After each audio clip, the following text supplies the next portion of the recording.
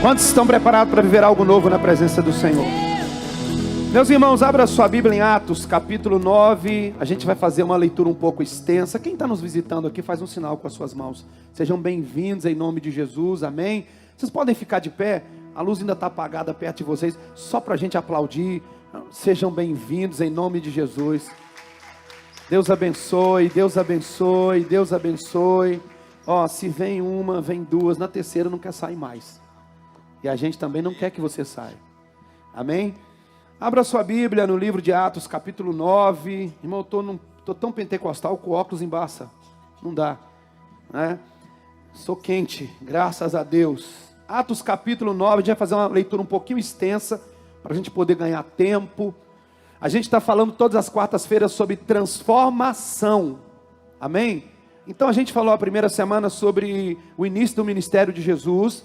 Foi algo fantástico, algo sobrenatural, já está lá no YouTube.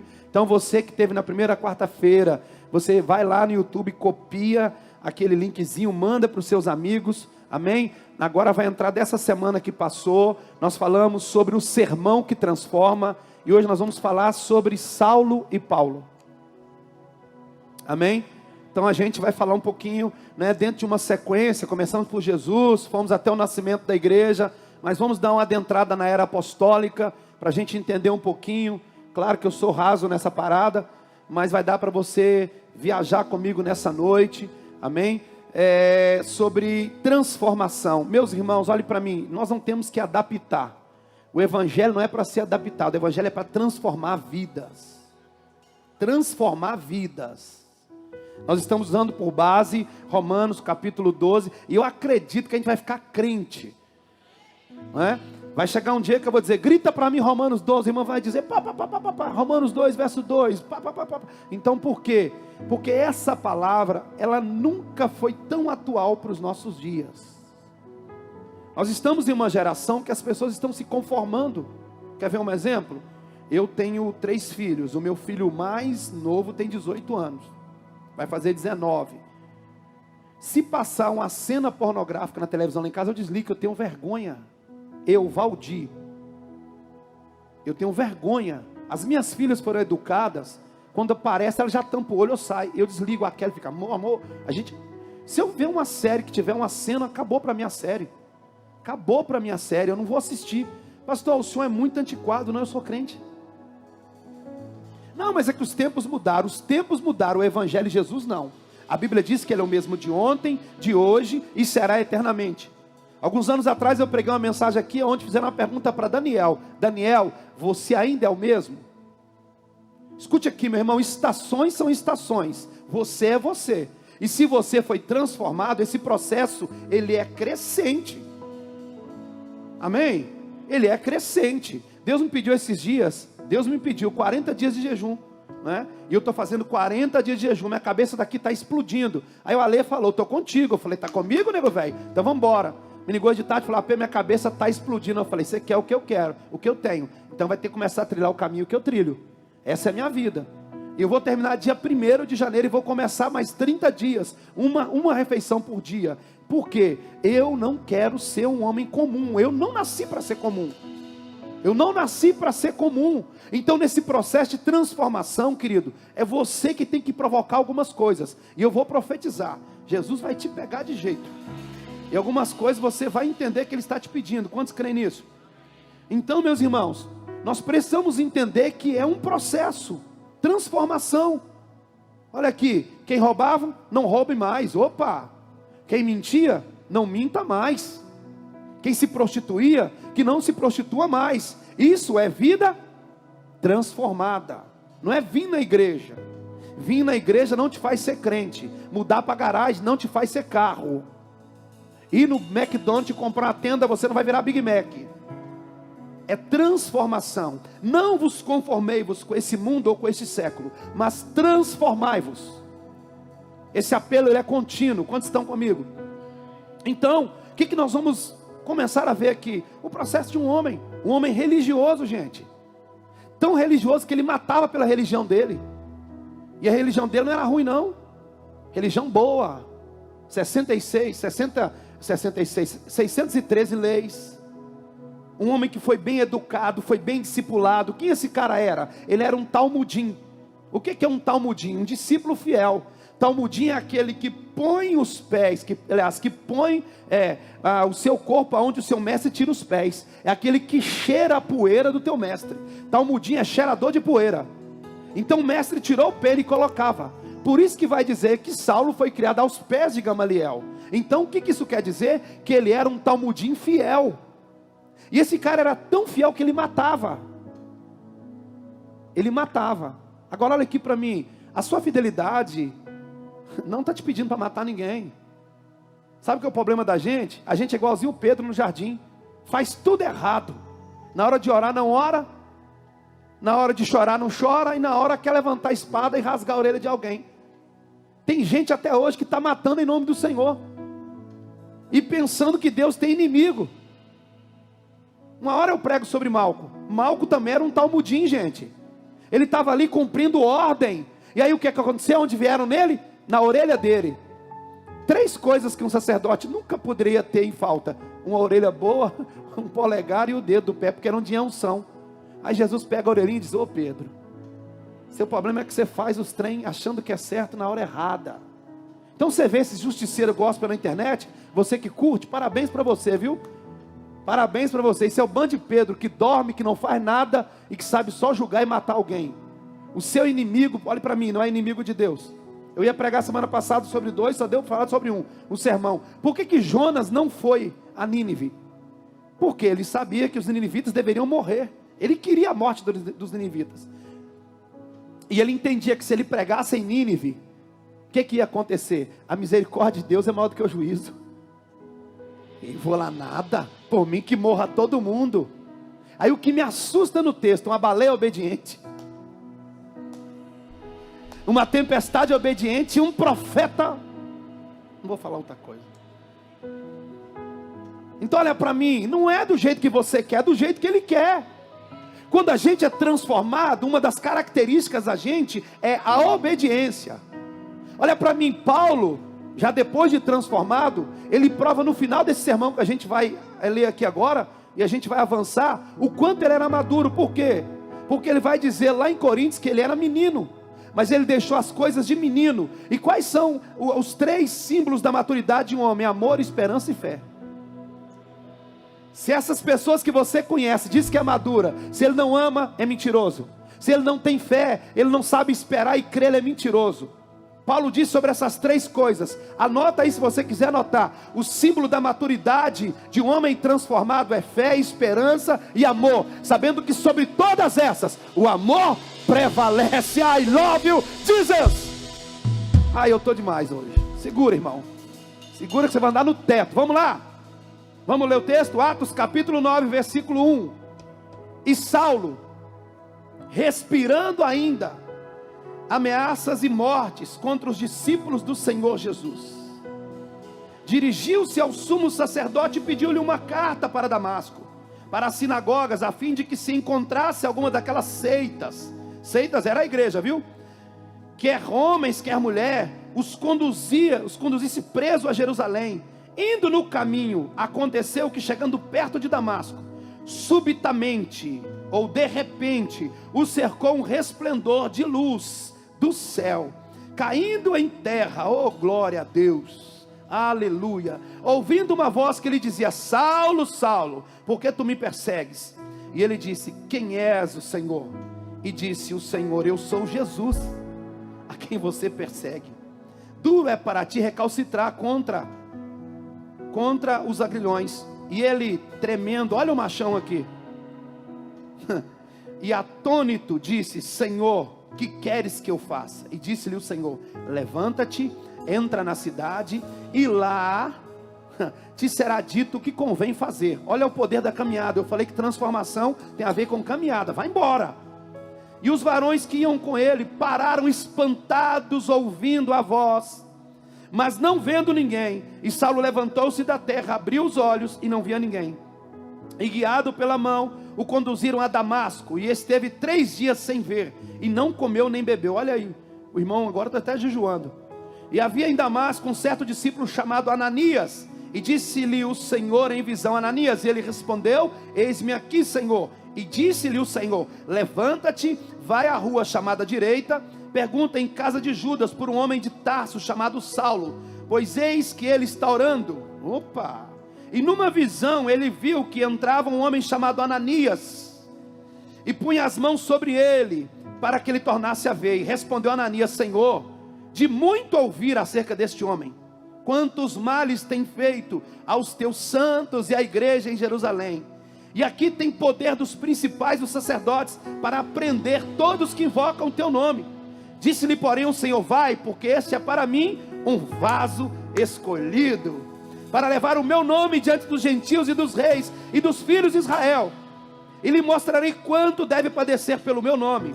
Ananias foi, entrou na casa, impôs as mãos sobre irmão Saulo. Impondo-lhe as mãos, disse: irmão Saulo, o Senhor Jesus, que te apareceu a caminho por onde vinhas, me enviou para tornar-te, para ver e seja cheio do Espírito Santo. E logo lhe caíram dos olhos como umas escamas, recuperou a vista, levantou-se, foi batizado, e tendo comido ficou confortado. E esteve Saulo alguns dias com os discípulos, estava em Damasco, e logo nas sinagogas pregava a Jesus, que este era o Filho de Deus. Todos que ouviam estavam atônitos, diziam: não é este que em Jerusalém perseguia os que invocavam este nome? Para isso veio aqui, para os levar preso às principais dos sacerdotes? Saulo, porém, se esforçava muito mais e confundia os judeus que habitavam em Damasco, provando que realmente aquele que ele pregava era o Cristo. Meus irmãos, Saulo era um homem criado aos pés de Gamaliel, como já foi dito, um homem zeloso pela lei, mas que não tinha revelação de quem era Jesus. E esse cara fez muito mal para a igreja. E a primeira coisa que eu quero te chamar a atenção, que na mesma etapa que Deus levanta Pedro, no dia de Pentecoste, Saulo também se levanta. Pedro se levanta para fortalecer a igreja, Saulo se levanta para perseguir a igreja. Que coisa louca, né? E você começa a estudar sobre a vida desse homem, você vai ver algumas coisas assustadoras, como ele fazia com as mulheres. Se você depois em casa abrir, você pode pegar de pano aí, de fundo aí, Atos capítulo 8, capítulo 7, você vai ver ele perseguindo, né? E ele estava presente também no dia em que o primeiro mártir aqui da igreja primitiva, Estevão, e a gente vai falar um pouquinho sobre isso. E esse homem pensava estar fazendo o que era certo, mas o que faltava para ele era só um religioso sem transformação. Esse cara adorava o Deus de Israel, esse cara guardava o sábado, esse cara era zeloso, mas por não ter a revelação de quem era o Cristo, de quem era Jesus, ele se achava no direito de matar os cristãos. Ele pensava, olhe para mim, que não podia ser Jesus o cara que foi amaldiçoado através da cruz. A cruz era uma maldição. E ele dizia: como que o Filho de Deus, aquele que foi prometido pelo profeta Isaías, agora está pendurado no madeiro, e os seus ainda disseram que ele ressuscitou. E você vai estudar um pouquinho o finalzinho dos evangelhos, início de Atos, onde as pessoas diziam para os soldados: olha, fala que alguém roubou o corpo. Então automaticamente essa era a mentalidade de um homem religioso. Vocês estão comigo? Então aqui para mim, não adianta você pensar que é zeloso se você não tem revelação. Isso é só religião. Isso é só religião. Paulo era só um religioso, e em nome da religião ele não estava defendendo o evangelho, ele estava matando pessoas. Cuidado com o que você pensa e acha que está certo, porque se você quer ter realmente uma vida transformada, se você quer ser realmente alguém diferente, você vai precisar entender primeiro algumas coisas sobre bondade e misericórdia. Sabe, esse zelo que eu vejo algumas pessoas tentando trazer para o corpo de Cristo não existe. Não existe. Isso é coisa de ser humano, que tentam botar um fardo pesado, que tentam fazer com que as pessoas... E olha só, a psicologia vai dizer que quando você começa a apontar demais a deficiência dos outros, é sinal de que você está camuflando as suas. Na verdade, quando você é transformado, e você entende que esse processo é contínuo, ou você está em obras, ou você está todos os dias nesse processo, você não vai ter tempo para poder ficar atrás de alguém, sim ou não? Amém ou não amém? Então você vai ver esse homem fazendo coisas terríveis, até que ele se encontra com Jesus. E esse encontro com Cristo foi fantástico, por quê? Porque a ideia dele era encontrar mais cristãos e bagunçar com a vida de mais cristãos. O texto que nós lemos começa dizendo, se você quiser ver no versículo 1, que ele respirava ainda ameaças e mortes. Sabe o que é isso? Estão aqui comparando Paulo com a besta fera. Esse respirar é tipo um animal atrás da caça, e a caça desesperada, e ele fungando em cima querendo pegar. Então está dizendo assim, esse homem parecia um animal. E as coisas que ele fez com a igreja, se você for estudar alguns historiadores, você vai ver que foram coisas terríveis. Então como que alguém vai fazer coisas no nome do Senhor que Deus não pediu? Amém? Mas era a vida desse homem. Mas o interessante é que quando ele se encontra com Jesus, o texto vai dizer que ele estava tremendo. Ele estava o quê? Olha aqui para mim, Saulo era um benjamita. Benjamita era lobo, por isso estão chamando ele de fera. Saulo era um benjamita. Qual foi a bênção do pai sobre o filho? Tu és um lobo. Agora, não tem lobo que encontra com Jesus que não vira gatinho. Pode ser macho, irmão, o jeito que for. Pode ser o maluco da favela, pode ser o doido da 12, mas se encontrar com Jesus, meu irmão, vai entender que não é qualquer um, não é uma religião, é o Rei dos Reis e é o Senhor dos Senhores. E um homem que era cheio de religião já cai do cavalo. Jesus não derrubou ninguém não, viu? Isso aí é teologia de doido. Mas meu irmão, esse homem, ele recebe a imposição de mão de um cara chamado Ananias. A Bíblia fala muito pouco de Ananias, mas esquece um pouquinho a transformação e deixa eu te falar para você, não importa quem pôs a mão na sua cabeça, nunca se esqueça dele. Por trás de um grande Paulo sempre tem um pequeno Ananias. Não importa a igrejinha de onde você saiu, você se tornou grande porque alguém pequeno acreditou em você. Você só cresceu, isso aqui é princípio de honra. Gente transformada entende o que é o poder da honra. Não importa o quanto você cresça, nunca se esqueça dos pequenos Ananias, que enquanto você estava cego, sem poder comer, ele foi debaixo da revelação do Espírito Santo, impôs as mãos sobre a tua cabeça e você foi batizado. Porque Paulo não foi batizado quando caiu do cavalo, ele foi batizado quando Ananias impôs as mãos sobre ele. E deixa eu dizer, esses dias Deus vai levantar muitos Ananias nesse lugar, homens e mulheres que talvez não tenham conhecimento, não tenham talvez aquilo que você pensa, canal no YouTube, mas quando impor as mãos na tua cabeça, o fogo vai descer. Mas como eu quero falar dele transformado, deixa eu segurar as ondas. Esse cara estava no dia do martírio de Estevão. Põe na tela para nós aí, por favor. Atos capítulo 7, versículo 58. Atos capítulo 7, versículo 58, me empresta sua mente um pouquinho, para a gente poder construir algo. O que você vai ouvir agora, você nunca ouviu, tinha que me pagar o churrasco, mas como eu estou 40 dias sem carne, você pode fazer um depósito da minha conta. Vamos lá? E arrastaram-o para fora da cidade, e começaram a apedrejá-lo. As testemunhas deixaram seus mantos aos pés de um jovem chamado Saulo. Aonde ficou o manto? Aos pés de um jovem chamado? Aos pés de um jovem chamado? Então segura essa, olhe para mim por favor. A primeira coisa que eu quero te ensinar nessa noite, vocês estão bem? É que na igreja primitiva criou-se uma cultura, me pergunte qual? Depositar coisas preciosas aos pés dos apóstolos. A chamada de Paulo não começou quando ele caiu do cavalo. Começou como homens que estavam ali com um manto sangrento, que não tinha só sangue, também tinha unção, e depositaram aos pés dele, não era qualquer lixo. Depositaram porque aqueles homens que depositaram não estavam vendo como alguns o perseguidor, já estavam vendo aquele que seria perseguido. Deixa eu te dizer, Deus continua nos dias de hoje liberando algo que a gente não consegue entender. Não tem nada por acaso, gente. Por que não jogaram no lombo dele? Colocaram onde? Colocaram aonde?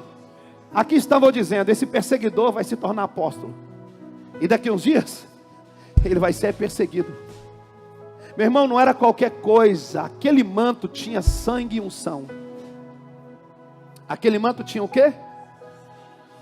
Ah, tá Então vamos lá. Só que se você for ler esse texto, você não ficou muito feliz com essa, então toma mais uma. Se você for ler esse texto, enquanto Estevão estava sendo apedrejado, os céus estavam abertos, ele estava vendo o Filho do Pai, o Jesus Santo, não é? Poderoso, exaltado, glorificado de pé no trono. É a única visão de todas de trono onde o Pai, aliás, o Filho está de pé no trono. Por quê? Porque foi sacrifício de um homem. Não tem Daniel, não tem João, não tem nenhuma outra versão. A única hora que o Filho vai estar de pé no trono é esse momento. Então, olha aqui para mim, que momento era esse, irmãos? Momento em que estavam massacrando uma carne, sim ou não? Mas Deus estava recebendo um homem. Sei que você não entendeu. Aí os caras passam, cadê sua bandeira, querido? Está lavando? É, me dá um pano aí do diaconato. Só para ilustrar aqui. Dá aqui, obrigado, Thiago. Já tem aqui. Valeu, Thiagão. Aí os caras amarada passam e jogam o quê? O manto nos pés do Saulo, sim ou não? Sim ou não? Ok, então vamos lá. Ô Eliseu, o seu mestre vai ser tomado. O seu mestre vai ser tomado. Vai andando. E o Eliseu vai. E o Elias disse para ele, me deixa, vem aqui o Eliseu, vem cá. O Eliseu está meio fraquinho hoje. Vem. Não, atrás. O Eliseu, fica aí. Que não, que? Como que é o texto? Grita. Tão certo como vive o Senhor, eu não te deixarei. Você está dormindo hoje. Aí, discípulo que é bom, ele não vai deixar o mestre por nada, sim ou não? Amém ou não amém? Se o mestre correr, ele corre, sim ou não? Ô Eliseu, fica aí. Ele está falando para quem está no vídeo, tão certo como vive o Senhor, eu não te deixarei. Então me pede o que você quer. Você é o quê? Você quer o quê? Tá, então faz o seguinte, você vai ter que me ver subir.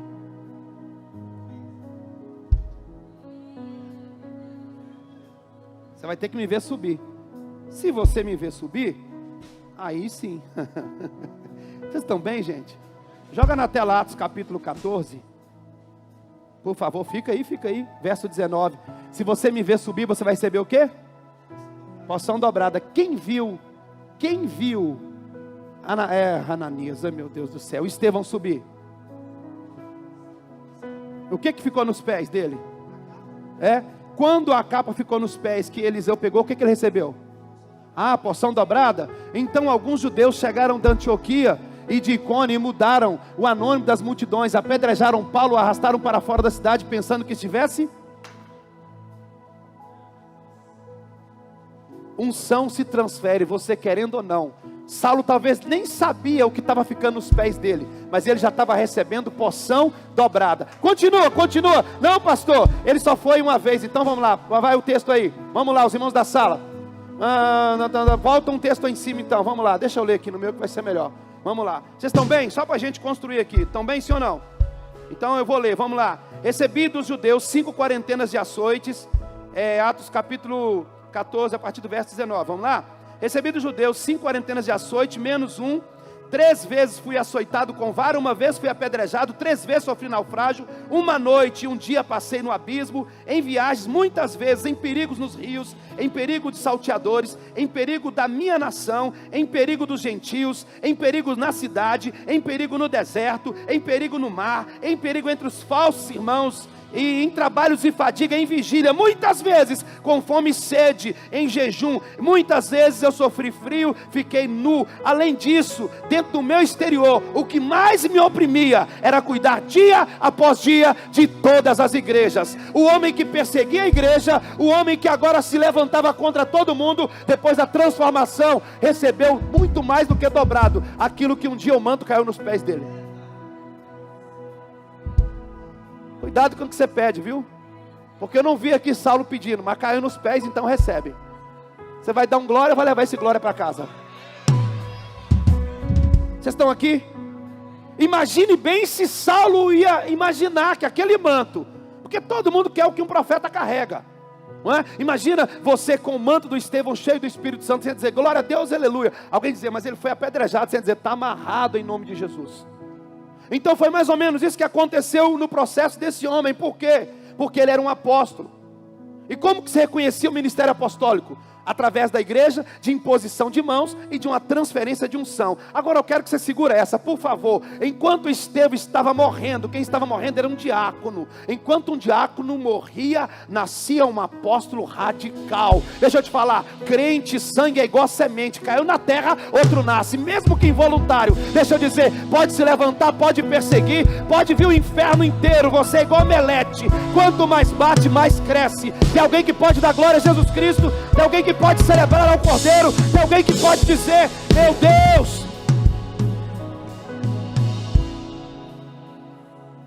Morria-se um diácono, nascia um apóstolo mais fenomenal.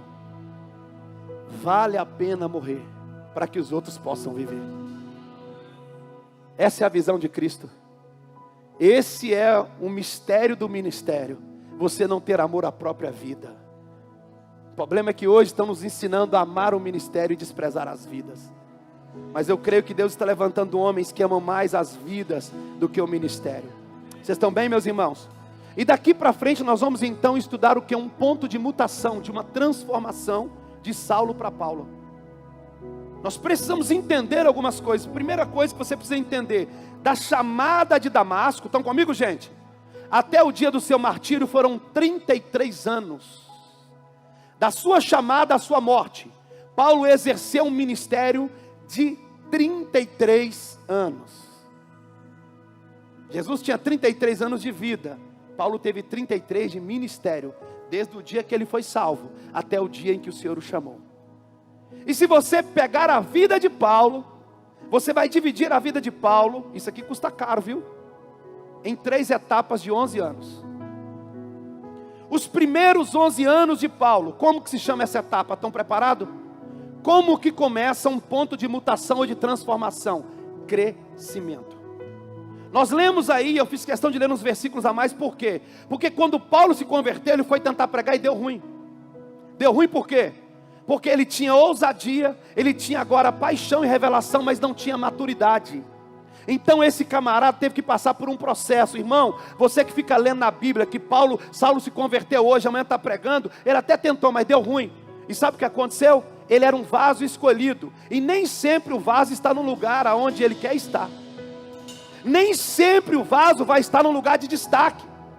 Alguns anos atrás eu recebi uma revelação aqui na igreja, que Deus estava pegando alguns vasos que estavam por trás, e estavam tirando a poeira e colocando no lugar na frente. E Deus estava dizendo, eu estou pegando vasos que não estavam esquecidos. Escute bem, ele não ficou esquecido, ele estava escondido no Senhor. Meu irmão, se você plantar alface, alguém já plantou aqui? Alguém já plantou alface aqui? 40 dias nasce. Mas se vir uma chuva, acabou com a sua horta. Se um pouco passar, acabou com a tua horta. Aí você pega um cedro do Líbano, para começar a crescer é 5 anos. Para dar semente é 40 anos. Mas pode vir a tempestade que quiser. Sabe que existem cedros com 3.000 anos, que as suas raízes são mais ou menos 120 metros abaixo da terra. Não existe processo de transformação se você não quiser crescer. Foi ele que disse, eu era menino, mas eu deixei a forma de falar, eu deixei a forma de pensar, de executar, e eu cresci. Se eu cresci, eu deixei as coisas de menino. Olhe para mim, eu não creio em homem transformado que tem atitude de moleque. Foram 11 anos. Não, é que de vez em quando o inimigo levanta, né? Você que é um menino na fé, você que é um alface gospel, você que não tem fundamento em Deus, você que vem para a igreja, mas não se tornou igreja, parece mais um barraco do que igreja, porque a igreja é fundamentada, igreja é alicerçada, sopra-se os ventos, correm-se os rios, treme-se a terra, mas a igreja permanece. Igreja não é prédio, igreja são pessoas plantadas junto ao rio de Deus. Você xinga ainda? Você é barraco, igreja você não é não, barraqueiro. Você briga ainda? Você é um alface, se torne um cedro, no mínimo uma oliveira plantada na casa do Senhor para florescer. Não, porque o diabo, que diabo? Menino nunca assume responsabilidade. É mais fácil culpar o capeta que dizer, foi eu, sou eu. Eu vou sair da igreja que fulano levantou. Não, não levantou não, você que é menino mesmo, alface.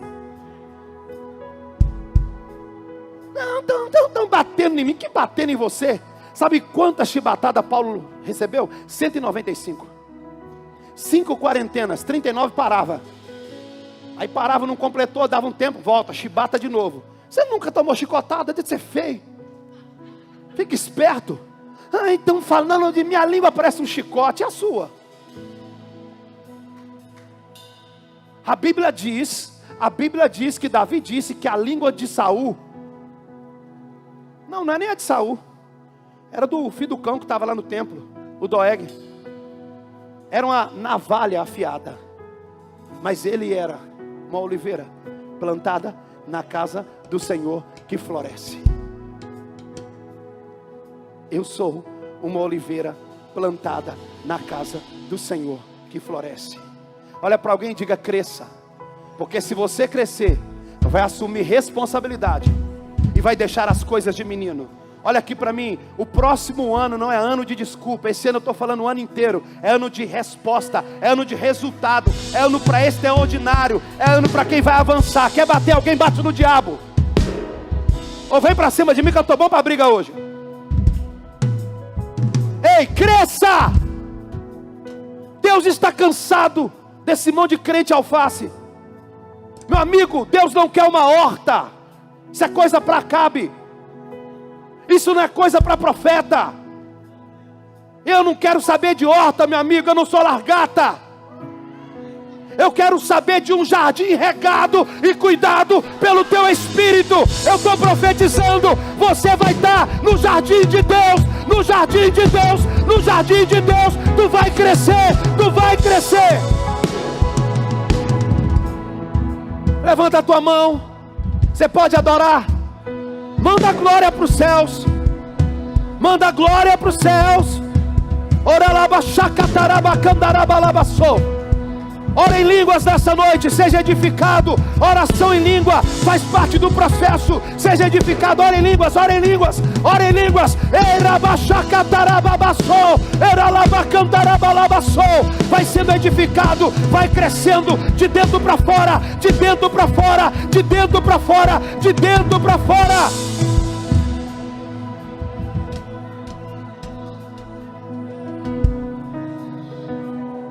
Cresça. Alcance o rio de Deus. Seja profundo em Deus agora. Seja profundo em Deus. Seja profundo em Deus. Você não vai fazer parte, meu irmão, não, de uma horta. Você vai fazer parte do jardim de Deus. Do jardim de Deus. Do jardim de Deus. Do jardim de Deus.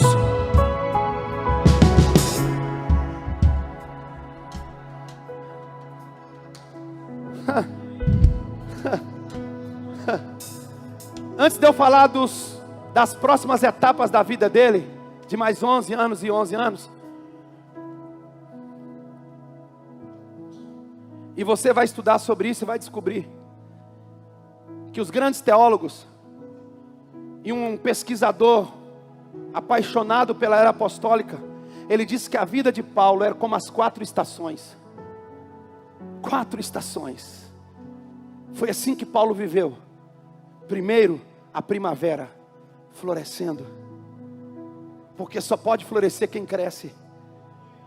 Quando Paulo começa a florescer após os 11 anos, num determinado tempo, ele vai escrever para os Tessalonicenses. Pode pegar as cartas, você vai ver que são as cartas de um jovem ainda. Ele está florescendo. Mas aí vem o verão. No verão eu fiz questão de anotar para não errar. Olha aí, vocês estão aqui, gente? Sim ou não? No verão, olha o que ele escreveu. Ele escreveu 1º e 2 Coríntios. Ele escreveu Romanos e Gálatas. Por que verão? Porque são cartas quentes. Põe Gálatas 1, verso 6. Gálatas, esse cara estava tão sedento, tão quente, que nem tempo de cumprimentar a igreja ele teve. Ele já largou logo o aço.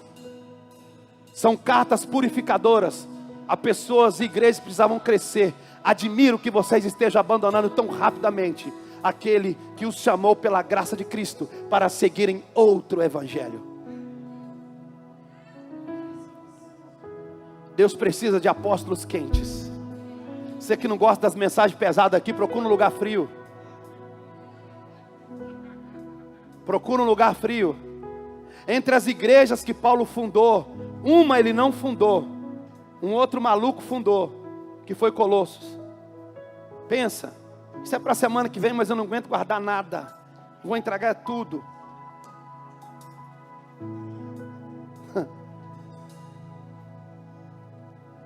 Vocês estão bem? Lê por favor, 1 Coríntios e 2 Coríntios. Para você ver que cartas, você vai ficar assim, ó. Oh my God, como é uma estação quente. Mas não é só de fogo do Espírito, é de refinar os irmãos. Uma vez eu estava pregando num culto de quarta-feira, aí tinha um irmão no culto, Arley. Eu olhei para ele e Deus me deu uma visão. E eu vi uma bola de fogo caindo na cabeça dele. E eu falei, Vaso, tem uma bola de fogo caindo na sua cabeça. Irmãos, ele deu um pulo, catou e caiu no chão, rolou, babou, esperneou. No outro dia, chega duas irmãs aqui na igreja. Uma da igreja e outra lá de não sei aonde. Falei, o que está acontecendo? Não, o varão aqui estava noivo das duas ao mesmo tempo. Então você que está buscando fogo aí, ó. Fogo de Deus. Fogo purifica, fogo refina. Fogo revela, fogo tira a escuridão, fogo traz a luz. Como precisamos de uma igreja que tenha fogo de Deus. Olhe para esse irmão e diga, essa estação é do fogo. Olhe para ele e diga, 2021, meu irmão, se prepare, tu vai ser uma tocha acesa, uma tocha acesa. Alguém vai ficar do teu lado e vai dizer, ei, como esse irmão é quente, como esse irmão é quente. E você não vai dar tempo para outras coisas, porque você vai liberar o calor do evangelho, a graça sobre graça.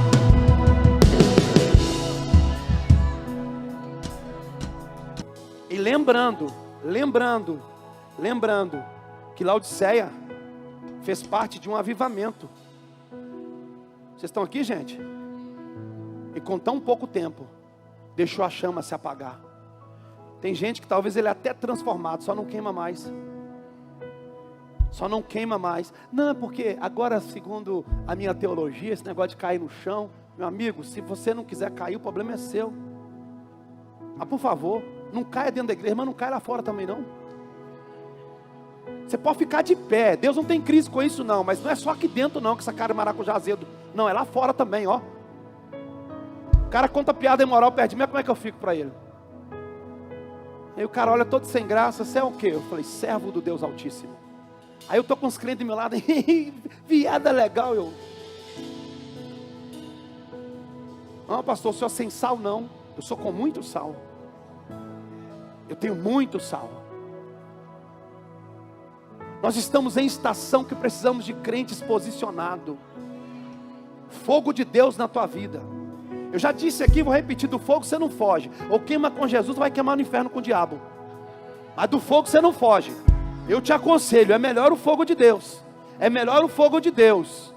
Do fogo você não foge, na eternidade tu vai ter fogo. Agora você vai poder escolher um fogo onde não tem mais lágrima, ou onde você vai chorar eternamente. E rangendo os dentes, imagina? Chama bruxismo, né? Olha o nome do negócio, ranger dente, né? Bruxismo, que nome bonito. Então aqui, gente, mas Paulo passou pela próxima estação. Qual foi a próxima estação de Paulo? Vocês estão aqui? Outono. Paulo vem, primavera, verão e outono. E agora no outono onde ele está? Preso. Mas dando fruto. Se você quiser pesquisar, só que você não vai para não atrapalhar a mensagem. As melhores frutas se dão no outono. Foi no outono que ele escreveu as cartas mais pontuais. Eu anotei também, eu fiz questão de anotar, senão eu esqueço. Já foi entregando. Estão comigo, gente? Ele escreveu Efésios, Filipenses, Colossenses e Filemão. Ei! Acabamos com Paulo, você está doido? Aquele homem parece aquelas cobras de 7 cabeças, corta uma, nasce 10. que está acontecendo? O homem está preso, o evangelho está fluindo. Não, mas vocês não prenderam? Deixa eu te falar, aquele cara, talvez o corpo dele ficou preso em Roma, mas ele fluía, ele fluía, ele fluía, ele fluía, ele fluía, ele fluía. Oh, Filemon! Mas ele terminou a sua vida como se fosse o inverno. E o que ele escreve? Um combatente velho a um combatente novo. Ô Timóteo, deixa eu te falar uma coisa. Nessa guerra tem uns caras ruins, tipo Alexandre Latueiro. Me causou muitos males, mas eu combati o bom combate. Agora, se você vier me ver, vem depressa. Vem depressa porque o inverno está chegando. Traz a minha capa. Traz para mim a minha capa. Traz para mim os pergaminhos e os meus livros. E ele vai dizer: eu combati o bom combate. Eu guardei a carreira da fé.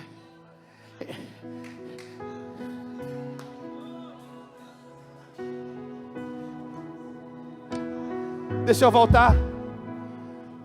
O segundo estágio da vida de Paulo, mais 11 anos, foi pregando. Pregando 3 viagens missionárias. Primeiro ele passou crescendo, olha o processo. Agora ele passa pregando. Se você não respeitar o processo, você vai ser uma maritaca, vai falar o que os outros falam. Nunca um pregador cheio do Espírito Santo. Nunca com um sermão pontual e poderoso. Estamos em um ponto de mutação, existe um processo, crescimento. Eu primeiro preciso crescer, porque eu tenho que afirmar e reafirmar. E ser responsável por aquilo que eu falo. Quantas coisas a gente pensou que Deus ia fazer com a gente há anos atrás. Mas sabe por que Deus não fez? Éramos meninos. Mas a gente cresceu.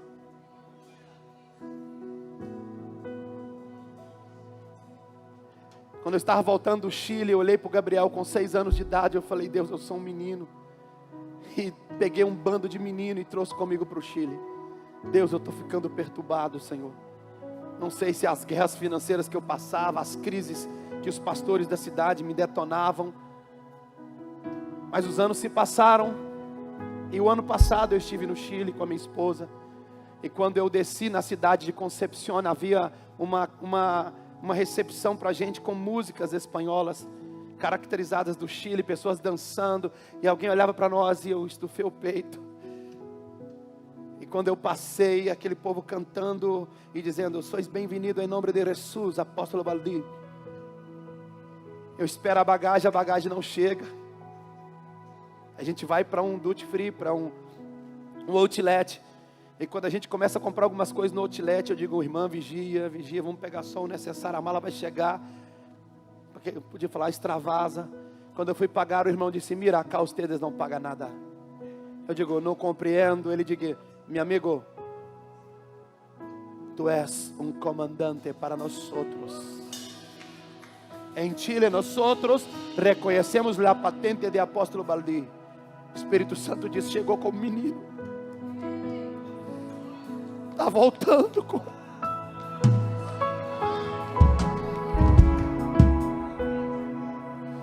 Sabe o que dizem de mim no Chile? Você vai lá. Nós precisamos que você venha para cá. Porque nós não conhecemos um apóstolo pontual, quente, fundamentado como você. Tem algumas coisas que Jesus quer fazer na tua vida, mas você não cresce. Você fica com seus brinquedinhos de menino. Você não consegue desprender de uma mentalidade infantil. Paulo passou 11 anos sendo ministrado. Imagina aquele homem impetuoso com conhecimento. Não sei se isso acontecia por outras vezes, mas quem sabe Barnabé e outros irmãos tendo que dizer: segura as ondas, segura as ondas. Mas a Bíblia vai dizer em Atos capítulo 13 que ele foi apresentado pelo Espírito Santo. Sabe como que ele começou o seu ministério? Não foi numa conferência, foi apresentado pelo Espírito Santo. A Bíblia diz que ele foi separado pelo Espírito Santo. Tem gente dizendo: fulano me ungiu. Quem é Paulo? Paulo foi separado pelo Espírito Santo. Eu vou ter que ler isso, gente. Eu vou ter que ler, porque eu acredito que Deus está separando homens.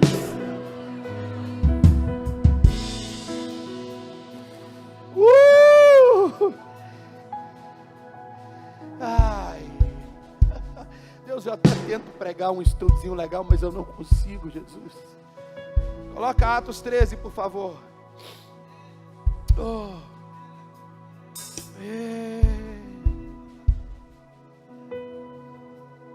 Atos capítulo 13, deixa eu encontrar na minha Bíblia o versículo. Quantos estão bem aqui? Você pode orar em línguas 1 minuto? Vamos lá, ou vai levar isso para casa?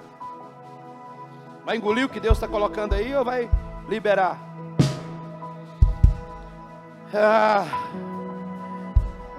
Ora em línguas, ora em línguas. Transformação com fogo. Atos 13, primeiro, na igreja que estava em Antioquia, havia alguns profetas e doutores, a saber, Barnabé, Simeão, chamado Níger, Lúcio, Cirineu, Manaém, que fora criado com Herodes, o tetrarca, e Saulo. E servindo eles ao Senhor, jejuando, disse o Espírito Santo: separa Barnabé e a Saulo para a obra que eu os tenho chamado.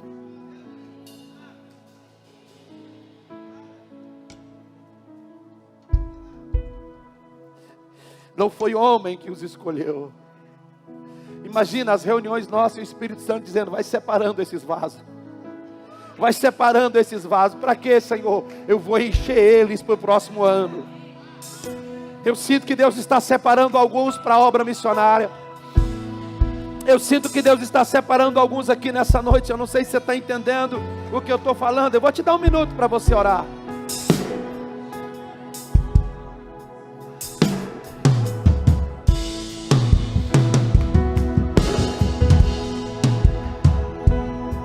Seja separado pelo Espírito Santo. Há uma obra específica. Há uma obra específica. Há uma obra específica esperando por você. Há uma obra específica esperando por você. Sinta esse chamado. Seja separado nesta noite. Seja separado nesta noite.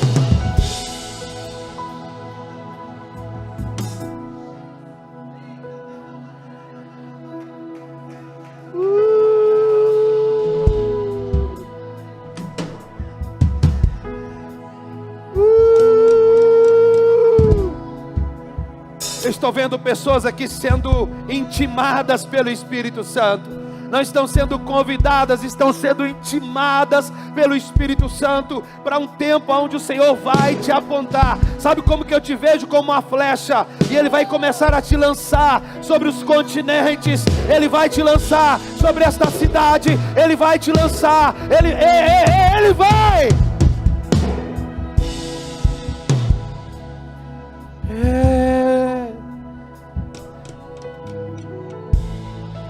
Pastor, está demorando. Essa pergunta não é Deus que tem a resposta, é você. Cresça. Cresça. João crescia e se fortalecia. João crescia e se fortalecia. E há um texto que diz: até o dia em que ele foi apresentado a Israel. Olha aqui para mim. Você não precisa de um padrinho gospel. Você não precisa de uma conferência, um canal no YouTube. Você precisa do Espírito Santo. Você precisa do Espírito Santo no processo da transformação, da mutação, do apontamento. Você precisa ter Ele. Você precisa. My God, é dele, é dele, é dele, é dele, é dele, é dele, é dele.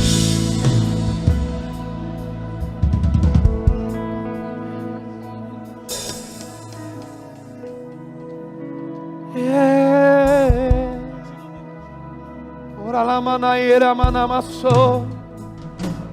Ora lá babababala bashandara balabasso. Erela manasso contorobalabasso. Era la bachaca e alasuque andarebe alabas. Ele brilha. Ora la basuque andaraba cantorola manaiasuque andaraba alabas. Seja separado para a obra agora. Seja separado agora pelo Espírito Santo. Seja separado pelo Espírito Santo. Mas recebereis poder. Mas recebereis poder. O Senhor te abençoe e te prospera. Seja separado. Ele brilha, Ele brilha, Ele brilha nesse lugar. Ele é o Deus.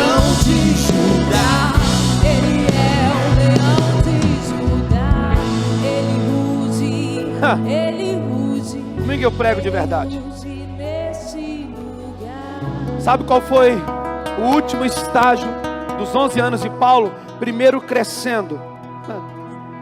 Esse é o ponto da mutação, crescimento. Segundo ponto, pregando. Ide por todo mundo e pregai. Ide por todo mundo e pregai. Você não prega não? Descobri quem você é, menino. Quem disse que você prega no púlpito? Ide por todo mundo e pregai o? Ide por todo mundo e pregai o? Se você não prega, é sinal de que você não foi transformado. Homens transformados falam de Yeshua.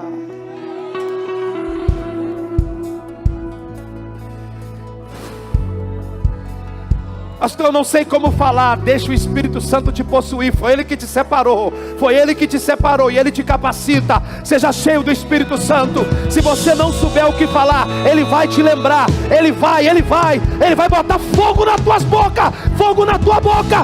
Fogo na tua boca. Fogo na tua boca. Mas sabe qual foi o último estágio de Paulo? Primeiro, crescendo. Segundo, pregando. Terceiro, se derramando.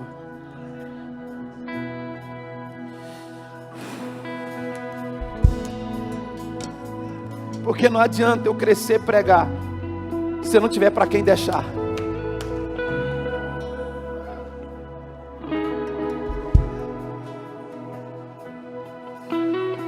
Um dia eu estava no avião com 2 cantores famosos. E eu disse para eles: os seus CDs tocaram muito a minha vida, mas eu tenho uma reclamação para fazer para vocês dois. E eles disseram: qual? Vocês não se derramaram para ninguém. Vocês reteram o que Deus.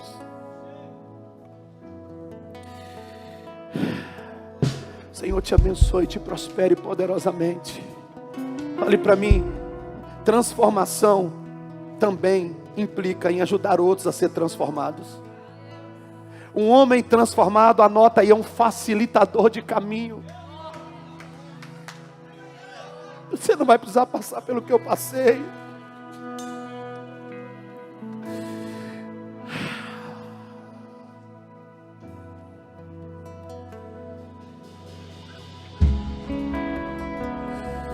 Eu tenho vergonha do que eles chamam de discipulado no Brasil. Eu não quero ser pastor de um bando de Playmobil, de irmãos em série. Eu quero me derramar sobre a tua vida, acreditando que existe algo sobre você. O meu papel em me derramar sobre você é ser um facilitador de caminho.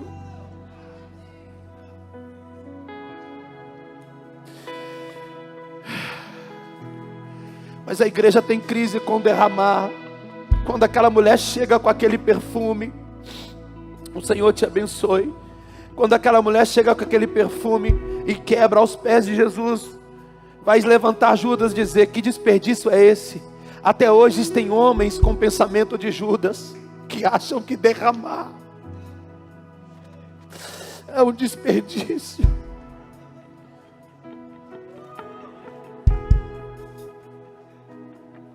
Sabe o que essa casa vai ser para o Brasil?